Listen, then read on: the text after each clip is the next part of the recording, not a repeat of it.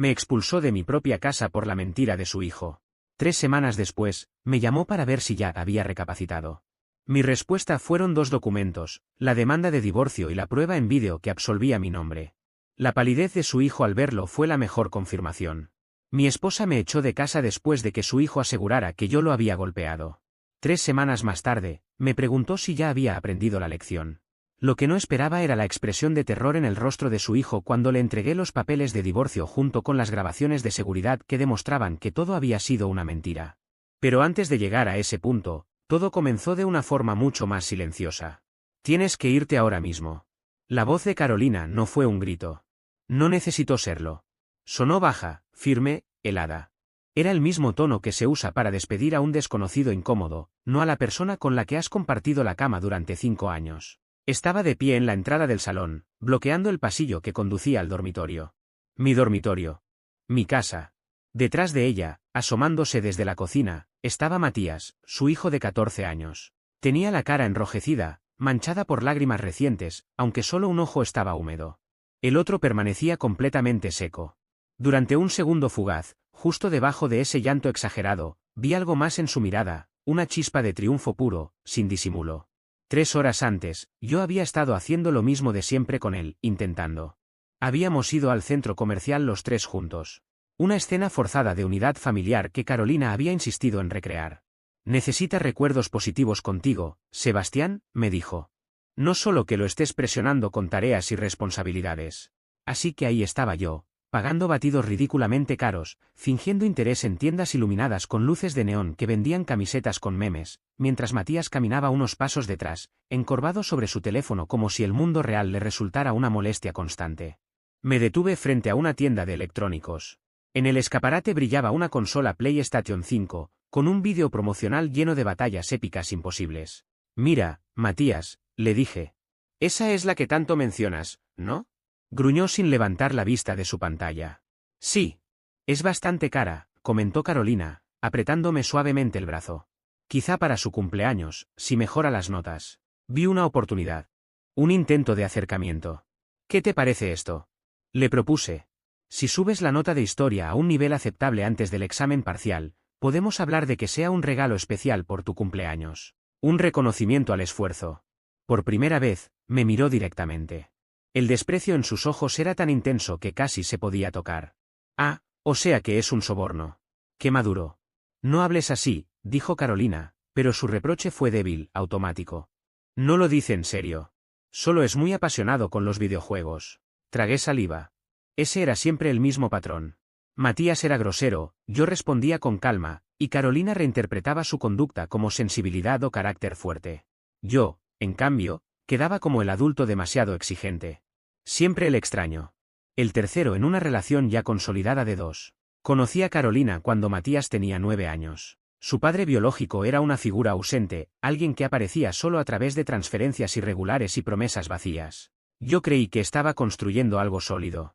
Pagué la hipoteca de la casa a la que nos mudamos para que él tuviera un mejor distrito escolar. Lo llevé a entrenamientos de fútbol hasta que decidió dejarlo. Asistí a reuniones con profesores que hablaban de falta de responsabilidad y actitudes de derecho adquirido. Intenté establecer normas, límites de pantalla, responsabilidades claras. Carolina las apoyaba, durante un día. Luego cedía cuando él se encerraba en su habitación. Ha pasado por mucho, me decía en voz baja por las noches. Necesita sentirse seguro. Yo quería que se sintiera seguro. Pero también quería que aprendiera a no comportarse como un tirano. De vuelta en casa, el ambiente seguía cargado. Yo estaba en la cocina limpiando los platos de una cena que Matías casi no había probado cuando apareció en la puerta. Necesito la consola nueva. No para mi cumpleaños. Ahora. Dejé la esponja. Ya hablamos de eso. El acuerdo era que mejoraras las notas. Eso es una tontería. Mamá dijo que puedes comprarla igual. Que ganas suficiente. Sentí una punzada. ¿Otra vez desacreditándome para quedar como la madre comprensiva? No es solo dinero, le respondí. Es cumplir lo que prometes. Tú no cumples con tus tareas ni con la escuela. ¿Por qué debería cumplir yo con un regalo así sin condiciones? Su expresión se ensombreció. No eres mi verdadero padre. No puedes decirme qué hacer. Era un golpe viejo, gastado, pero todavía dolía. Soy el adulto que está aquí, le dije, con la voz tensa. Y en esta casa, las cosas se ganan. La respuesta es no. Me miró con un odio que no parecía propio de un chico de 14 años. Te vas a arrepentir, susurró, lo bastante bajo como para que Carolina, viendo televisión en el salón, no escuchara. Lo tomé como una rabieta adolescente. Ve a terminar tus deberes. Subió las escaleras dando un portazo. Terminé de lavar los platos con las manos temblando por la adrenalina contenida. Unos 20 minutos después, un estruendo sacudió la casa. Sonó como un cuerpo golpeando la pared, seguido del ruido de algo rompiéndose. El programa de televisión se interrumpió. Pasos apresurados subieron las escaleras. Llegué al pasillo justo cuando Carolina se arrodillaba frente a la habitación de su hijo. Matías estaba en el suelo, apoyado contra la pared, sosteniéndose el brazo. Un cuadro enmarcado yacía roto a su lado. Lloraba con sollozos exagerados, perfectamente convincentes. ¿Qué pasó?, preguntó Carolina, desesperada.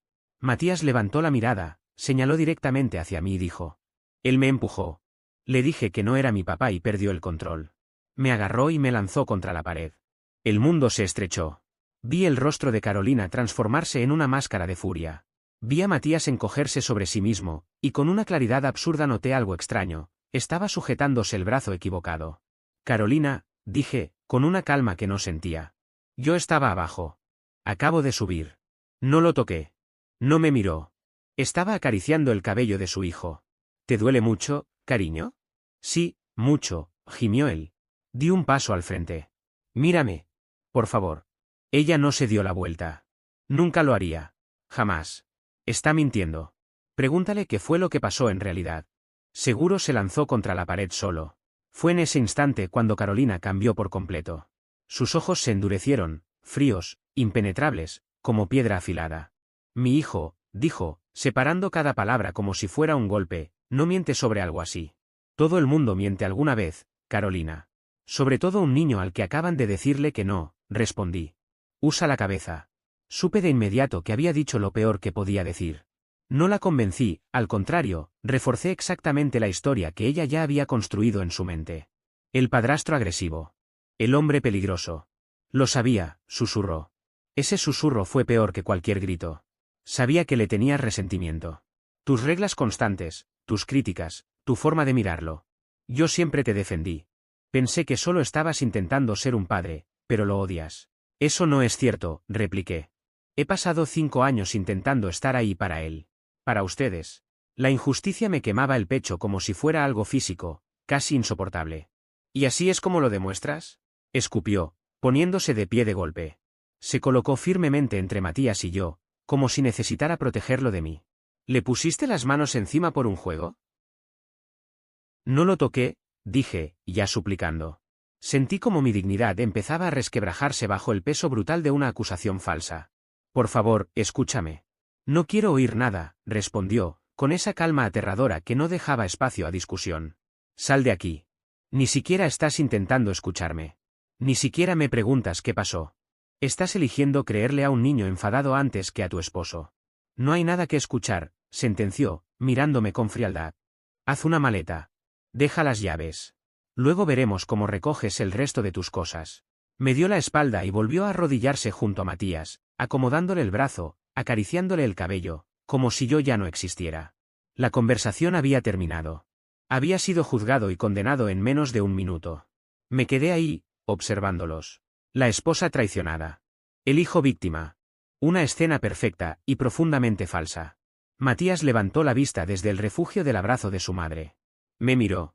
No sonrió. No se burló. Simplemente me sostuvo la mirada con una frialdad vacía, sin emoción alguna.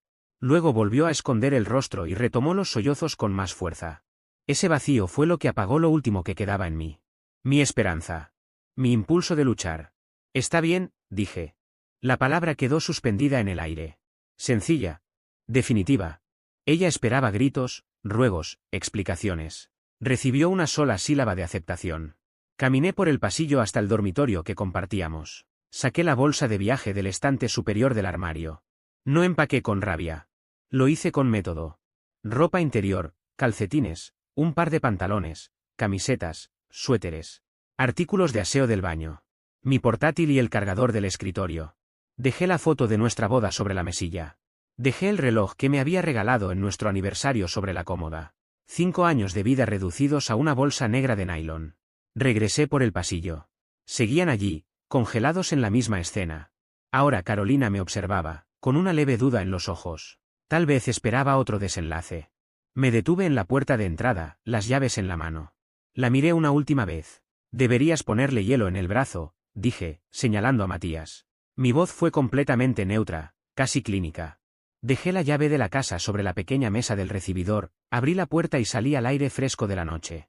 Cerré suavemente detrás de mí. El clic del pestillo fue el sonido más fuerte que había escuchado en mi vida. Me senté en el coche durante 10 minutos completos. No lloré. No golpeé el volante. Solo respiré. La casa se veía igual. La luz cálida seguía encendida en la sala. Mi hogar. Nuestro hogar. Del que acababa de ser expulsado de forma permanente por la mentira de un niño y la negativa de una mujer a verme. Arranqué el coche y conduje sin rumbo. Terminé en un hotel barato cerca de la autopista. La habitación olía a cigarrillos viejos y a limpiador industrial. Dejé la bolsa en el suelo, me senté en el borde de la cama rígida y me quedé mirando la pared beige. La injusticia no llegó como una ola. Fue una marea lenta, fría, asfixiante. No se trataba solo de la mentira. Era la facilidad con la que ella la creyó. Eso significaba que, en algún rincón profundo y nunca dicho, ya pensaba que yo era capaz de algo así. Había estado en libertad condicional dentro de mi propio matrimonio sin saberlo. Todo el amor, la estabilidad, la paciencia, eran condicionales. Podían anularse con una acusación llorosa de un adolescente resentido. En el silencio absoluto de esa habitación horrible, algo cambió. El dolor no desapareció, pero quedó encerrado, archivado. En su lugar apareció una claridad fría y precisa. Esto se había terminado. Me recosté sobre la colcha áspera, mirando el techo manchado por el agua. El primer pensamiento que apareció no fue de pérdida, sino algo práctico. La pequeña cámara de seguridad que había instalado el año anterior bajo el alero, cerca de la puerta principal, después de varios robos de paquetes, se activaba con movimiento. Grababa vídeo y audio en la nube. Apuntaba al acceso frontal, pero el micrófono era sensible. La ventana de la sala estaba justo allí. El pasillo donde Matías había fingido el accidente quedaba dentro del alcance del sonido. No me levanté a comprobarlo. Todavía no. Dejé que la noche se asentara. Dejé que la nueva y terrible verdad de mi vida tomara forma. Cerré los ojos. Lo último que vi fue el rostro de Matías en ese pasillo. No la máscara de llanto, sino esa mirada vacía, fría, que apareció después. Él pensó que había ganado. No tenía idea de lo que acababa de empezar. La habitación del hotel era una tumba de aire rancio y colores apagados. No lloré. No rompí nada. El impacto era demasiado profundo, demasiado absoluto. Solo quedó un silencio hueco, resonando por dentro. Me quedé sentado en el borde de la cama durante varios minutos, sin moverme, dejando que la realidad me cayera encima como una mezcla espesa y helada que se endurecía dentro del pecho. No fue la mentira en sí lo que más me destrozó. Fue todo lo que la había precedido. Los 5 años completos de caminar con cuidado extremo, de medir cada palabra, de saber que cualquier desacuerdo con Matías terminaba convirtiéndose en una prueba silenciosa sobre mi compromiso con la familia. Recordé cómo Carolina usaba las palabras con precisión quirúrgica. Decía mi hijo cuando necesitaba defenderlo sin discusión posible, pero hablaba de nuestra familia únicamente cuando requería algo de mí. Nunca antes lo había visto con tanta claridad. Durante años llevé una contabilidad invisible en mi cabeza. No por resentimiento, sino por una esperanza desesperada, la ilusión de que, si aportaba lo suficiente, la hipoteca, los viajes, el fondo universitario que había empezado, algún día dejaría de ser simplemente el esposo de su madre y pasaría a ser reconocido como un padre de verdad. Nunca ocurrió. Había sido un inquilino dentro de mi propia vida. Un inquilino útil, cumplidor, que pagaba puntualmente y aportaba estabilidad, pero un inquilino al fin y al cabo. Y los inquilinos pueden ser expulsados sin explicaciones. El teléfono vibró sobre la mesita de noche. Un mensaje de Carolina. Carolina, 9:47 de la noche. Espero que estés recibiendo la ayuda que necesitas. Lo que hiciste es inaceptable. Matías está aterrorizado. Me quedé mirando la pantalla. Lo que hiciste. No lo que supuestamente ocurrió. No tenemos que aclarar esto. Era una sentencia dictada por mensaje. Un veredicto cerrado. No respondí. No tenía sentido. Decir no lo hice ya no servía. Ella había decidido creer una versión en la que yo era una amenaza violenta, y cualquier defensa mía sería filtrada por ese nuevo y aterrador marco mental. 1 hora después llegó otro mensaje. Carolina, 10:53 de la noche. Mañana cambiaremos las cerraduras por nuestra seguridad. Puedes coordinar conmigo para recoger el resto de tus cosas cuando yo esté en casa. Tendré que supervisar nuestra seguridad. Supervisar. Palabras frías, cuidadosamente elegidas, con un tono casi legal. De pronto yo no era un esposo ni un miembro de la familia, sino un posible intruso peligroso. La misma mujer que una semana antes se había quedado dormida apoyada en mi pecho ahora estaba construyendo un expediente en mi contra. Sentí un latido fuerte y seco en el pecho, una punzada breve de dolor puro. Luego, nada. Apagué el teléfono. El silencio volvió, más profundo esta vez. A la mañana siguiente, la luz del sol se coló por las cortinas baratas del motel, dejando al descubierto la habitación polvorienta y triste en la que había pasado la noche. El dolor seguía ahí, pesado, asentado en el estómago como plomo. Pero encima de él había aparecido algo nuevo, una lucidez fría, precisa. No era rabia. Era enfoque. Como si alguien hubiera abierto un manual de instrucciones para desmontar una vida pieza por pieza. Encendí el teléfono. Había más mensajes, todos variaciones del mismo tema, cada uno un poco más cargado de moralidad y autojustificación que el anterior. Los ignoré. Abrí la lista de contactos y deslicé el dedo hasta un nombre que jamás pensé necesitar de esa forma: David Fuentes, abogado. Amigo de la universidad, especializado en derecho familiar. Jugábamos al golf un par de veces al año. La última vez había bromeado diciendo: ojalá nunca tengas que llamarme por trabajo. Lo llamé. Fue directo al buzón de voz. No dejé mensaje. Esto no era una conversación para un buzón. Me vestí y caminé hasta un restaurante cercano. Desayuné algo sin sabor, obligándome a comer.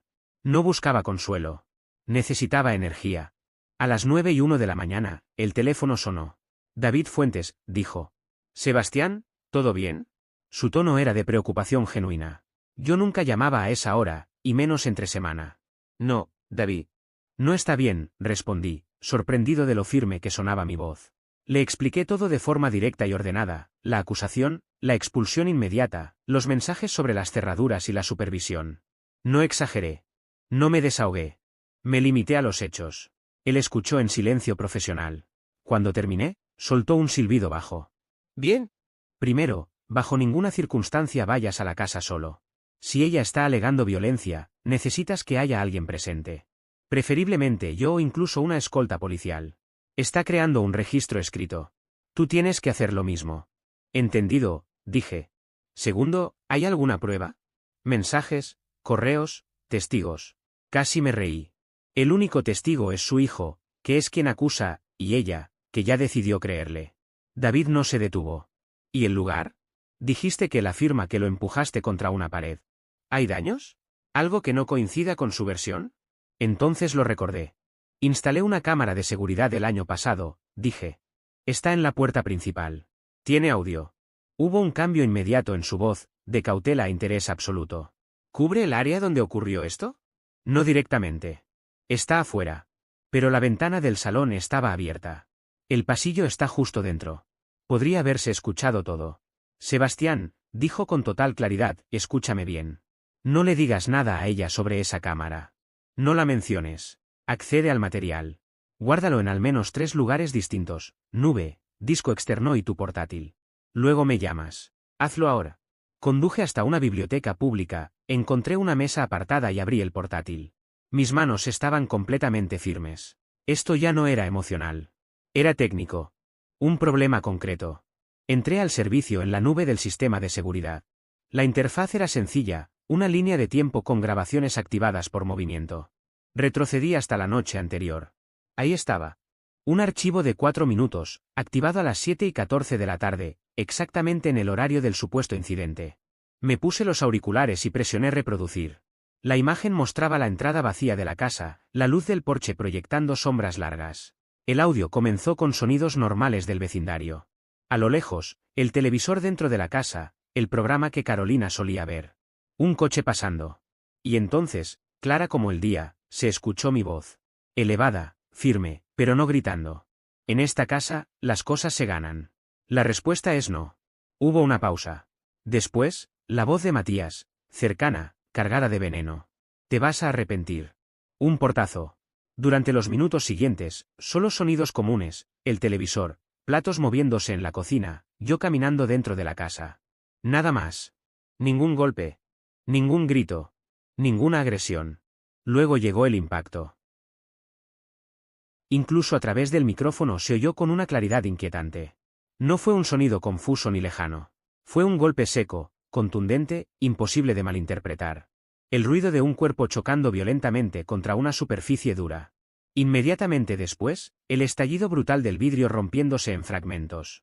El sonido fue tan fuerte que me hizo estremecer en la silla, como si mi cuerpo reaccionara antes que mi mente. Sentí un sobresalto involuntario, una tensión instantánea en los hombros. La voz de Carolina apareció casi de inmediato. Aguda. Alterada. Distante, como si estuviera hablando desde otro extremo de la casa o desde otra realidad. ¿Qué pasó? Se escucharon pasos apresurados, alguien corriendo. El sonido de zapatillas golpeando el suelo.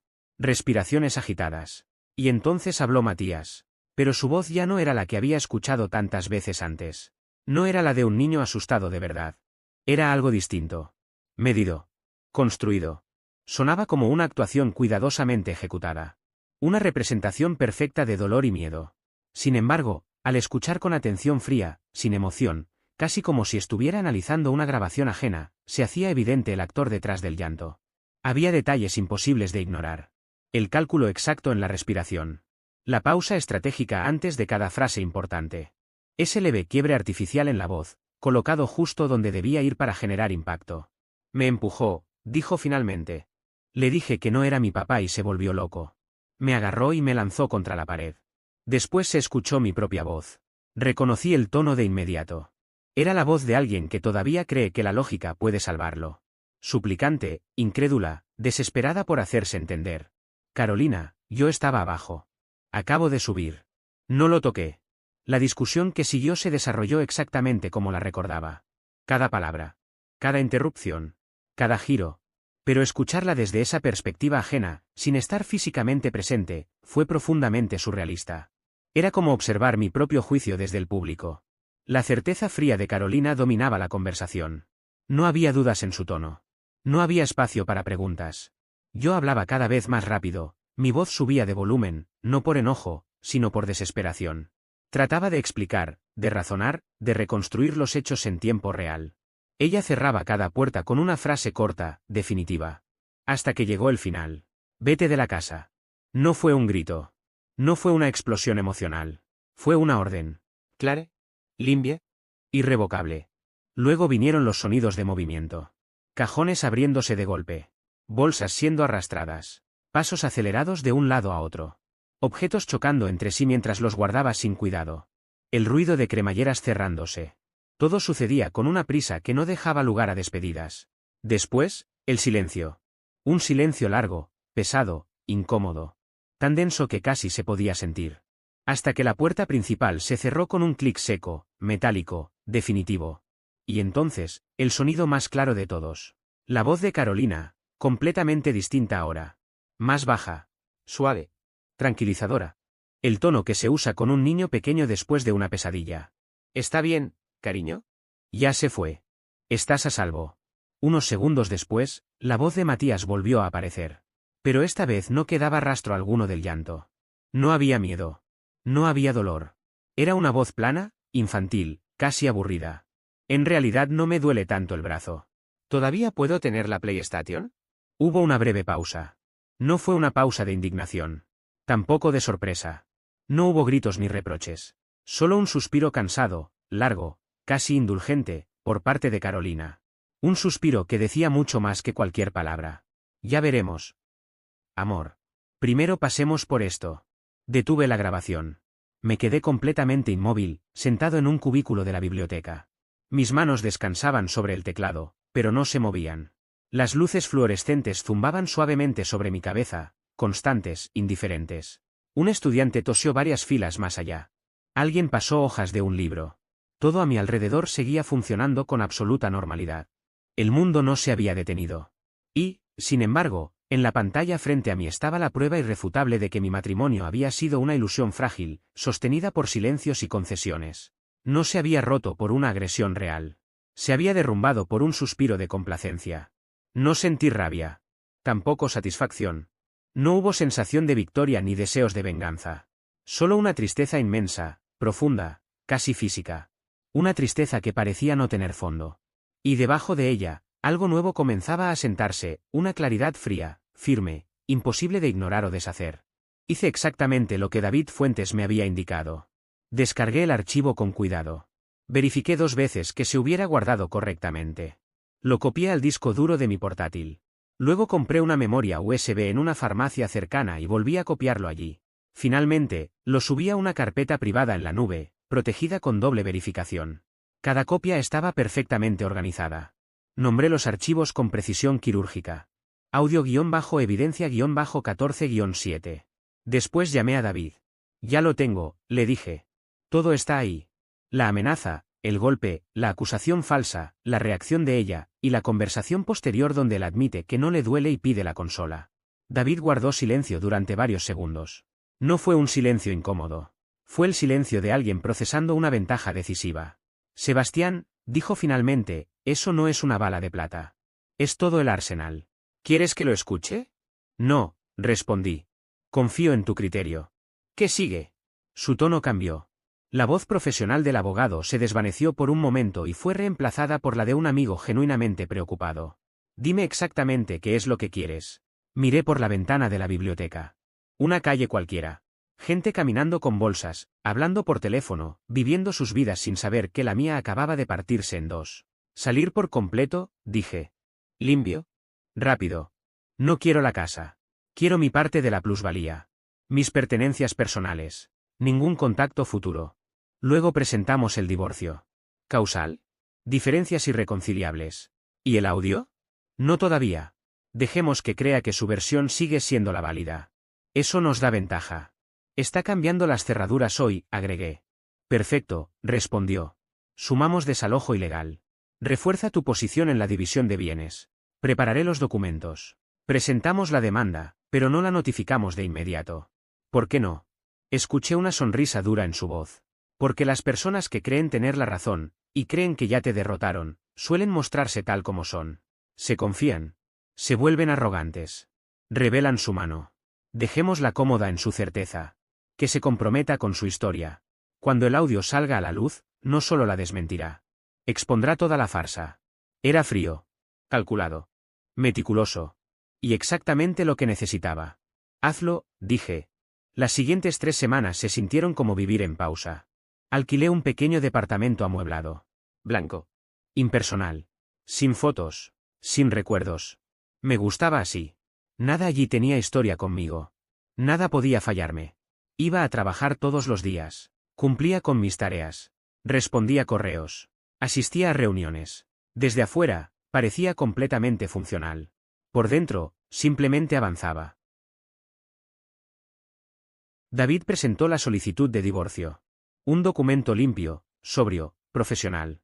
Declaraba que el matrimonio estaba irremediablemente roto. Reclamaba el 50% de la plusvalía del inmueble, respaldado por mis pagos hipotecarios, y detallaba mis pertenencias personales a retirar. No mencionaba la acusación. No dramatizaba. Era la disolución administrativa de una sociedad fallida. Supe de la vida de Carolina solo a través de comentarios aislados que llegaban por Valentina, una amiga en común que decía no querer involucrarse, pero nunca dejaba de informar. Dice que todo está más tranquilo, pero que Matías está difícil. Se está quejando del pago de la hipoteca. No sabía cuánto cubrías tú. Nunca respondí. Valentina no era leal a mí. Era leal al conflicto. Los mensajes de Carolina, en cambio, cambiaron con el tiempo. Las acusaciones desaparecieron tras una semana de silencio absoluto de mi parte. Luego surgió otro tono, más calculado, más suave. Semana 2. Esto está siendo muy duro para Matías. Tiene pesadillas. 2 días después. Necesitamos hablar sobre cómo avanzar. Esto no puede seguir así. Semana 3. Estoy dispuesta a considerar terapia familiar. Por el bien de Matías. Cada mensaje era un anzuelo. Un intento de medir mi resistencia. De comprobar si estaba roto. Si iba a ceder. Si iba a disculparme por algo que no había hecho. Estaba gestionando las consecuencias de su decisión. Y descubriendo, poco a poco, que no era tan gratificante como había imaginado. Los mensajes que empezaron a llegar no hablaban de mí. En realidad, nunca lo habían hecho. Eran quejas veladas, frases cargadas de cansancio, referencias a lo difícil que se le estaba haciendo todo. Bastó leer la primera línea de uno de ellos para entender el tono. No abrí ninguno más. Los eliminé todos sin leerlos completos. No por rabia, sino porque ya no me correspondían. Mi único proyecto en ese momento era aprender a vivir dentro del nuevo ritmo silencioso de mi propia vida. Compré comida solo para mí. Preparé platos simples, sin horarios impuestos. Veía en televisión exactamente lo que quería, cuando quería. Aquello que en el hotel había sido un silencio pesado y opresivo, en mi nuevo apartamento empezó a sentirse como algo distinto, calma. Paz. Con el paso de los días me di cuenta de cuánta energía había gastado durante años navegando un campo minado emocional. Evitando conflictos, midiendo palabras, soportando los desaires de Carolina, absorbiendo el resentimiento constante de Matías. Todo ese desgaste había desaparecido de golpe. Esa energía, por primera vez en mucho tiempo, era solo mía. Fue entonces cuando llamó David Fuentes.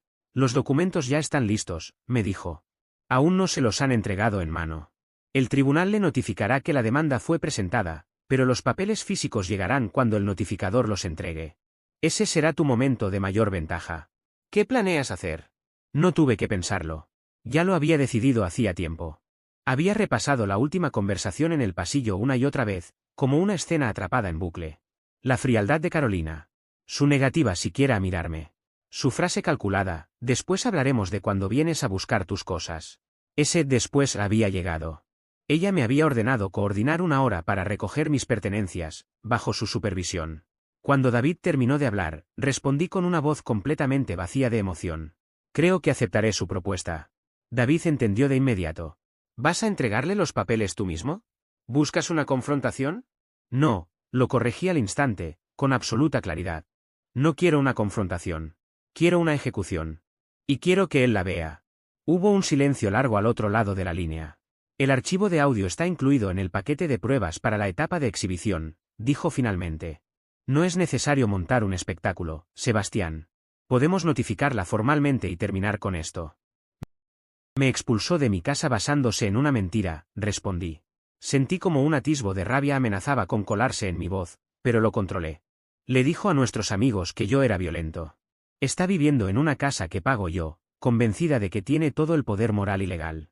Quiero que vea, en persona, el instante exacto en el que ese poder desaparece. Después de eso, se acabó. David, para su crédito, no discutió. De acuerdo. Pero no digas una sola palabra hasta que tenga los papeles en la mano. Deja que ella haga el primer movimiento. Graba todo con el teléfono, aunque sea desde el bolsillo. Es por tu protección. Lo haré. La noche anterior a ir, saqué del maletín el sobre de Manila que David me había entregado en su oficina. Dentro estaban los documentos de divorcio. En la última página, debajo de la línea destinada a su firma, había impreso una nota sencilla. Para las pruebas relevantes, consulte el enlace adjunto y la contraseña.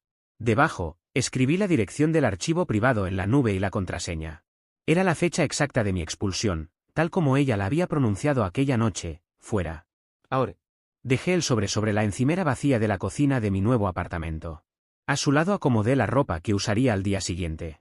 No eran los vaqueros gastados ni las sudaderas de la vida doméstica que había perdido. Elegí unos pantalones de corte limpio, un suéter sencillo pero bien hecho. La ropa de un hombre que no regresaba a casa, sino que cerraba una cuenta. Acostado en la oscuridad de aquel apartamento silencioso, no pensé en el rostro de Carolina. Pensé en el de Matías. En la mirada fría y vacía que me había dedicado después de su actuación. Él creía que me estaba castigando por decir no. No tenía idea de la reacción en cadena que había desatado. De la avalancha de consecuencias que ahora se encontraba suspendida, lista para caer directamente sobre él y sobre la madre que lo había protegido. 3 semanas de silencio. 3 semanas en las que ella creyó que me estaba enseñando una lección. Al día siguiente, esa lección terminaría. Y el aprendizaje comenzaría. El mensaje llegó un martes a las 4:37 de la tarde, exactamente 3 semanas y un día después de mi expulsión. Carolina, necesitamos hablar. Ven a la casa mañana a las 6. No había signo de interrogación. No había un por favor. Era una citación emitida desde el trono de su supuesta rectitud. Leí el mensaje y una sonrisa fría, apenas perceptible, rozó mis labios. Había resistido todo lo que pudo. El golpe de la cuota hipotecaria debió de haber sido un shock. La realidad de criar sola a un adolescente autoritario empezaba a pesarle. Ahora estaba lista para dictar los términos de mi rendición. No respondí. El silencio había sido mi idioma durante 3 semanas y no veía razón alguna para abandonarlo. Que dudara. Que asumiera mi obediencia. A la noche siguiente me vestí con cuidado. Pantalones color carbón, suéter azul oscuro, botas limpias, discretas. Me veía ordenado, estable, distante. Tomé el sobre de Manila de la encimera. Pesaba poco, como una pluma, pero contenía el peso de 5 años de una ilusión rota. Llegué a las 5:58. Nuestra casa. La luz del porche estaba encendida. El césped, ligeramente descuidado. Una sola bolsa de basura vencida descansaba junto a la acera. Pequeños signos de deterioro. No toqué el timbre. No usé la llave. Ya no servía de nada. Me quedé esperando en el escalón. A las 6:02, la puerta se abrió. Carolina apareció con los brazos cruzados. Vestía mallas deportivas y una sudadera vieja mía, una de esas que se había apropiado para los días perezosos. El cabello recogido de cualquier manera. Se la veía cansada, pero su expresión era puro acero ensayado. «Llegas tarde», dijo, sin moverse. «Ya estoy aquí», respondí, con tono neutro. «Dijiste que querías hablar». Me recorrió de arriba a abajo. Vi un destello de desconcierto en sus ojos. No parecía un hombre derrotado suplicando migajas. Parecía un invitado. Y no uno complaciente. Eso rompió su guión. «Pasa», dijo finalmente, haciéndose a un lado con evidente desgano. La casa olía distinto. Menos a sábanas limpias y a comidas caseras, más a palomitas de microondas y a una vaga sensación de abandono. El salón estaba desordenado, con cosas de Matías esparcidas por todas partes. No me ofreció asiento. Nos quedamos de pie entre el sofá y el televisor, justo donde antes veíamos películas juntos. Matías observaba desde la puerta de la cocina. Callado. Más pálido de lo que recordaba. La mirada alerta. El brillo triunfal había desaparecido, reemplazado por una tensión apagada. Carolina inhaló profundo, reuniendo su magnanimidad ensayada. «Espero que estas semanas te hayan servido para reflexionar», empezó, con el tono de una directora reprimiendo a un alumno problemático. «Para pensar en tu ira y en lo que casi nos cuesta». No respondí. Me limité a mirarla. «Matías ha pasado por mucho», continuó, ganando seguridad ante mi silencio. «El trauma, el miedo, pero es un chico fuerte y sabe perdonar». Miré a Matías. Bajó la vista, moviendo el peso de un pie al otro. «¿Qué es lo que quieres, Carolina?», pregunté, cortando la escena. Parpadeó, sorprendida por la franqueza. «Quiero saber si ya aprendiste la lección», dijo. La arrogancia de esas palabras resultaba casi admirable.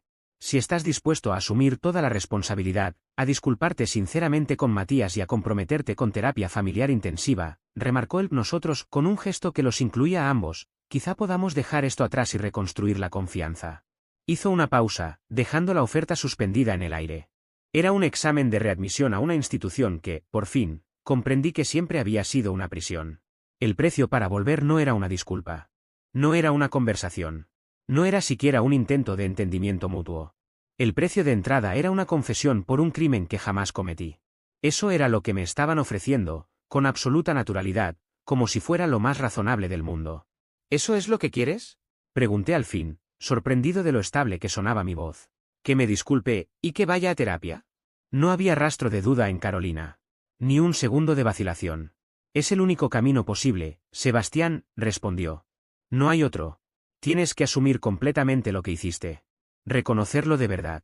Solo entonces podremos empezar a hablar de que regreses a casa». No lo decía como una amenaza. Lo decía como una verdad absoluta. Ella realmente creía que llevaba 3 semanas encerrado en un motel, roto por la culpa, esperando esta oportunidad para humillarme, para aceptar su versión de la historia con tal de recuperar algo de estabilidad. Creía que su perdón era un favor. Un privilegio. Un acto de generosidad. Para Carolina, su absolución valía más que cualquier evidencia. Asentí lentamente, con cuidado, como si estuviera sopesando la propuesta.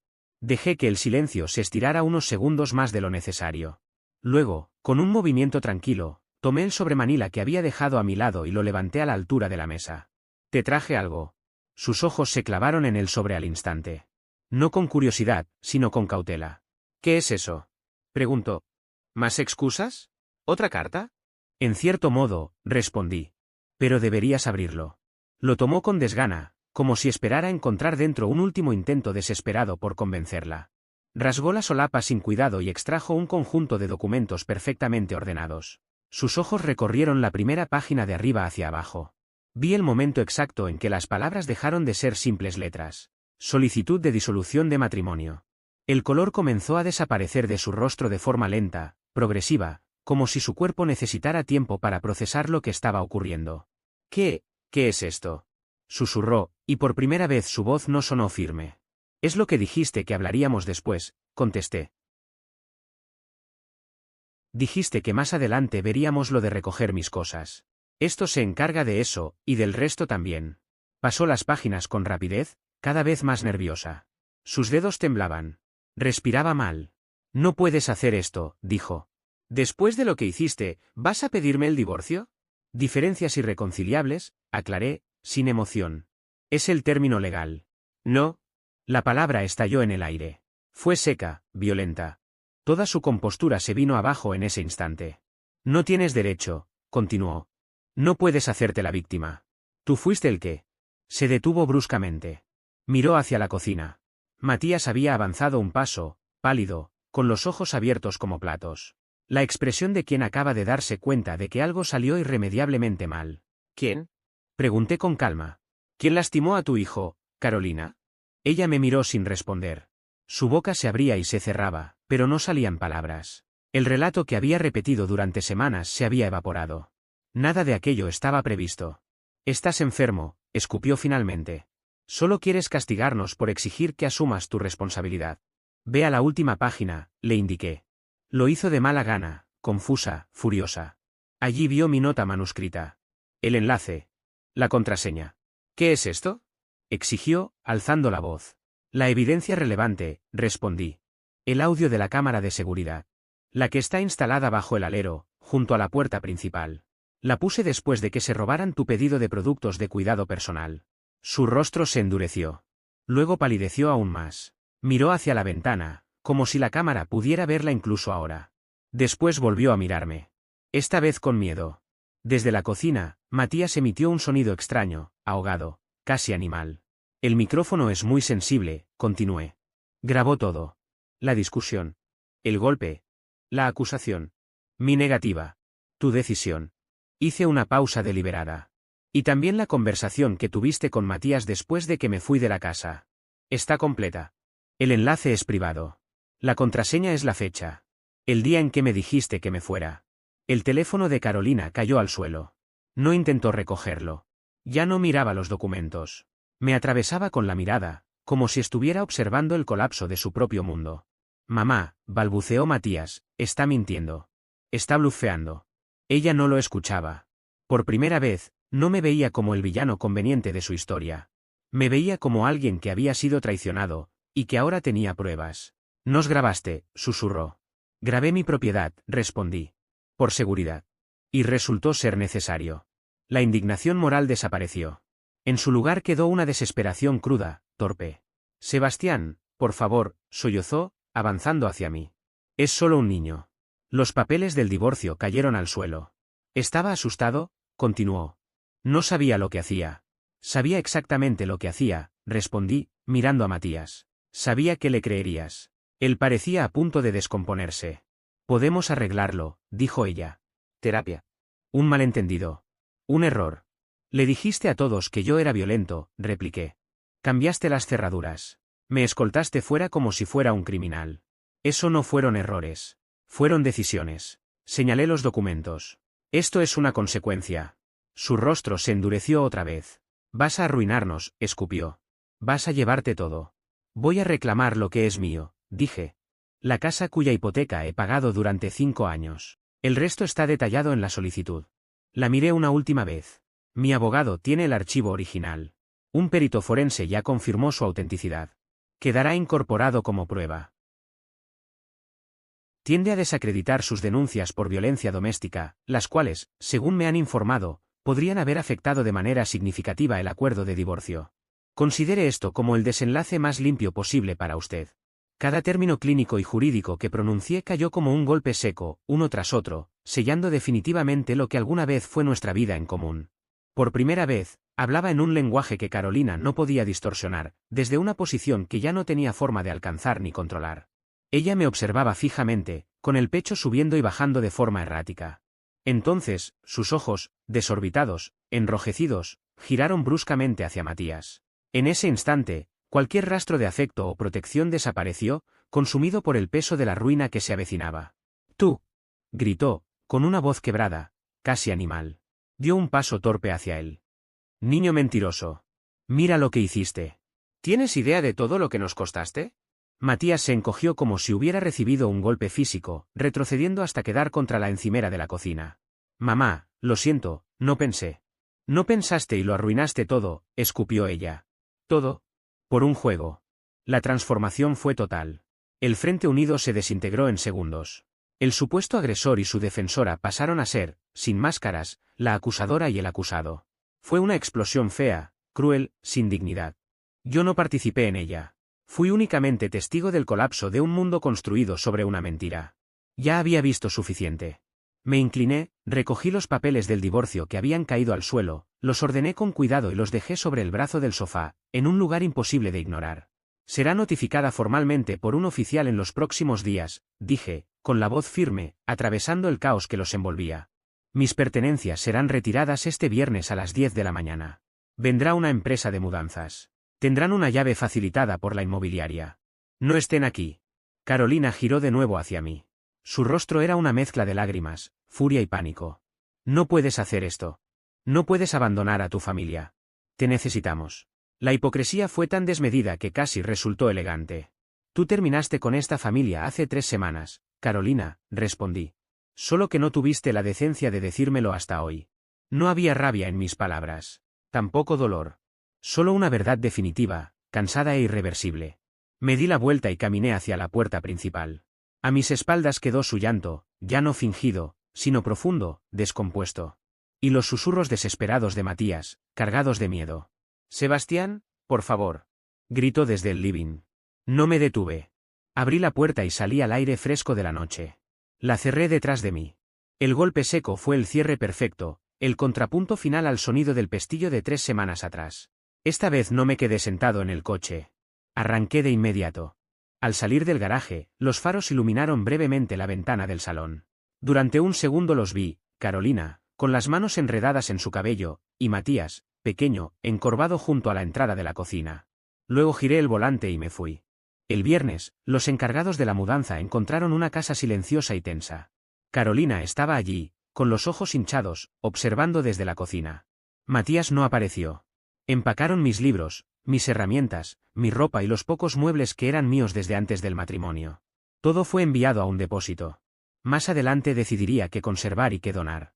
Los restos de esa vida ya no tenían ningún poder sobre mí.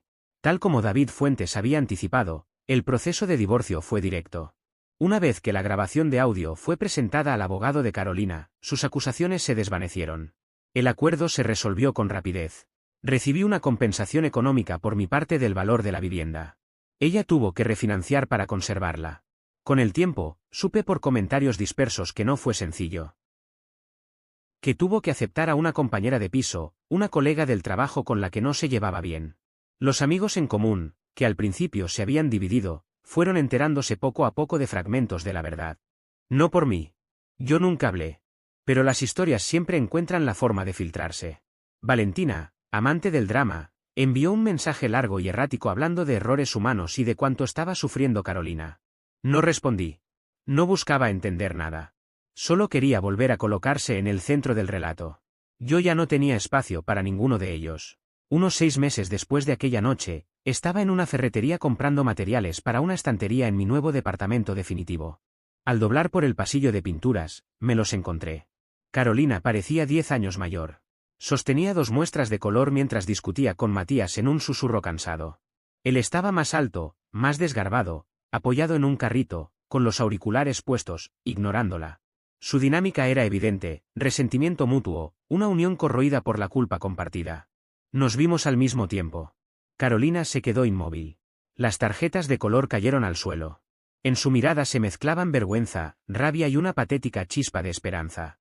Matías se quitó los auriculares de golpe, su falsa seguridad adolescente se evaporó, dejando solo miedo. Parecía desear desaparecer. Sostuve sus miradas apenas un par de segundos. No asentí. No sonreí. No fruncí el ceño. Simplemente miré a través de ellos, como si fueran parte del mobiliario de la tienda, presentes, pero sin importancia personal alguna. Luego giré mi carrito y seguí hacia el pasillo de fijaciones. Mi atención ya estaba en otra cosa, construir una estantería para mi nueva vida. No volví a verlos. El trámite legal se cerró sin ceremonia ni dramatismo. Un sobre llegó a mi buzón semanas después, con sellos oficiales y lenguaje impersonal. Lo abrí, revisé las páginas una sola vez y lo guardé en una carpeta junto a otros documentos que ya no definían nada. No hubo alivio ni tristeza. Solo una sensación neutra, como tachar una tarea atrasada. En algunas noches silenciosas, cuando el departamento estaba completamente a oscuras y el ruido del mundo parecía quedar lejos, mi mente volvía a recorrer los hechos. No desde el rencor, sino desde una distancia casi analítica. Todo había comenzado con una decisión pequeña, una falsedad pronunciada sin pensar en las consecuencias, amplificada por la necesidad de creer una versión cómoda de la realidad. Fue suficiente. No hizo falta más. Una sola pieza mal colocada bastó para que toda la estructura se viniera abajo. No sentí urgencia por llenar el espacio que había quedado libre. No busqué reemplazos ni distracciones inmediatas. Empecé a moverme a otro ritmo. Viajé solo, sin itinerarios impuestos. Me inscribí en talleres que siempre había postergado. Aprendí a trabajar la madera con paciencia, a medir 2 veces antes de cortar, a aceptar que algunas cosas no se reparan, solo se reconstruyen desde cero. Redescubrí el valor del silencio. Comer cuando tenía hambre. Dormir cuando estaba cansado. Leer sin interrupciones. Pensar sin anticipar reacciones ajenas. La energía que antes se diluía en tensiones constantes ahora se concentraba en algo mucho más simple y, al mismo tiempo, más sólido: estabilidad. Lo que ocurrió fue devastador, sí. Quemó etapas completas de mi vida. Pero no dejó cenizas inútiles. Dejó espacio. Y en ese espacio no creció el deseo de castigar, ni la necesidad de demostrar nada. Creció algo más raro y más difícil de conseguir: tranquilidad. Durante años creí que la fortaleza consistía en resistir. Aprendí demasiado tarde que también consiste en retirarse a tiempo. En reconocer cuando una lucha ya no es propia. Carolina creyó que estaba imponiendo un límite. En realidad, me empujó fuera de una dinámica que me asfixiaba lentamente. Al final, no me quedé con rabia ni con victorias visibles. Me quedé con algo mejor. Una vida que no necesitaba defensa constante. Un presente sin ruido innecesario. Y la certeza, por primera vez clara, de que mi valor nunca dependió de permanecer donde no era visto. Eso fue lo que me llevé conmigo cuando cerré esa puerta. Y fue suficiente.